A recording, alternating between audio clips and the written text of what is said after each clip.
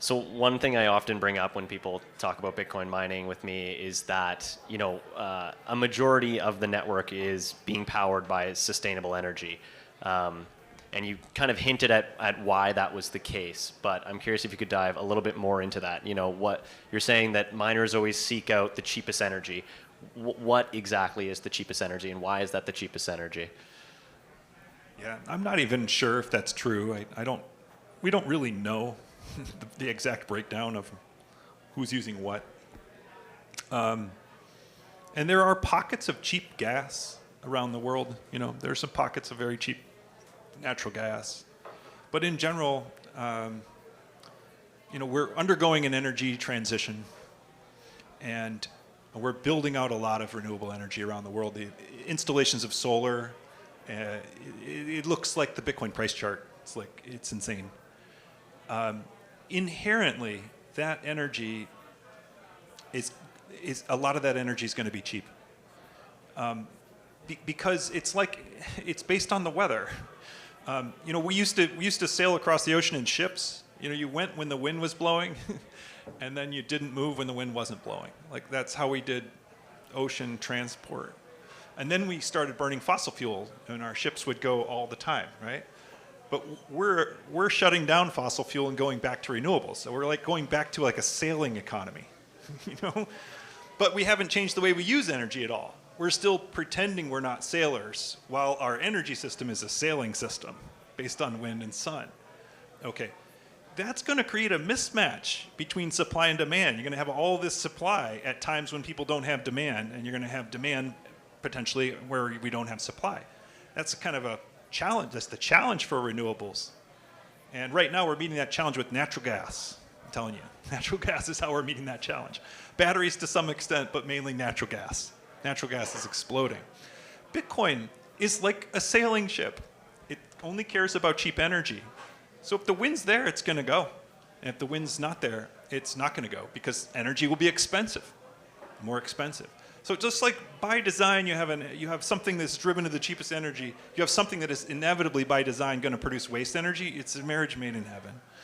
The only things that's stopping it really so far, and the reason this vision of mine hasn't exactly been what the history of Bitcoin mining looks like, is that we've had a series of historical events, which I'll rattle off really quickly.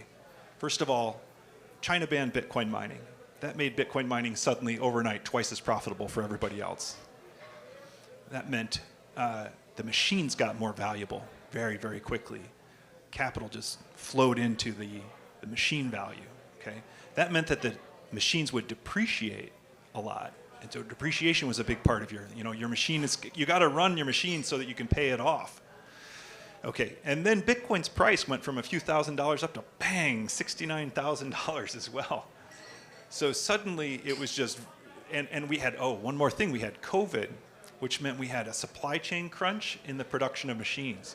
So rather than just making more ASICs and flooding the market with ASICs and driving down the profitability of mining, couldn't do that because the supply was really constrained. So in that period, it became profitable to mine Bitcoin on any source of energy at pretty much any electricity price. If you had an outlet and an ASIC, you should be plugging that thing in. No matter where the energy is coming from, it's a very small percentage of your expense. Most of your expense is the machine itself, and you don't want to lose time. You certainly don't want to wait for the wind to start blowing and the sun to start shining and for electricity prices to go negative. You would be losing money on your machine. So what we saw was very high uptime. We saw people looking for places to plug in. Where did they plug in? In the Rust Belt in the US.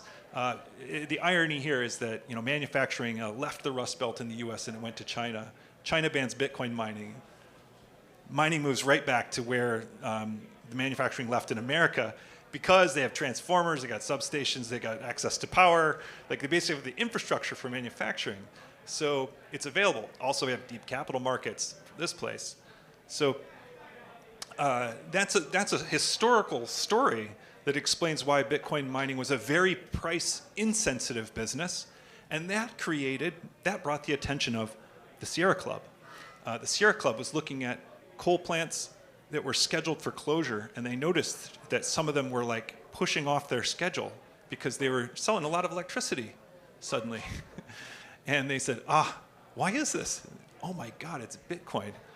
And then they taught themselves about Bitcoin. They were like, oh my God, it's a ravenous consumer of energy that some of the academic literature says all by itself, apart from all other human activity, will heat the globe over 2 degrees above pre-industrial temperatures.